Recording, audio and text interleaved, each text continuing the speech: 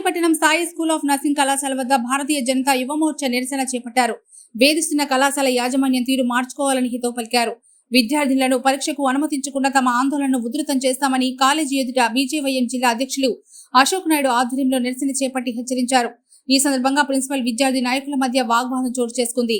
ఎంతసేపటికే principal సమాధానం చెప్పకపోవడంతో BJYM నాయకులు ఆగ్రహించి కళాశాలలో ఫర్నిచర్ ని ధ్వంసం చేశారు.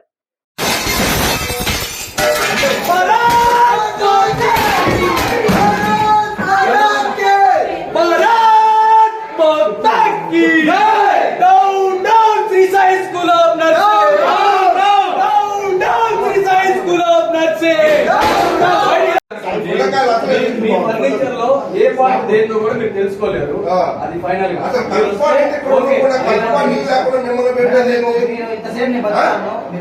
ఆ కరెస్పాండెంట్ ఎవరన్నా ఉంది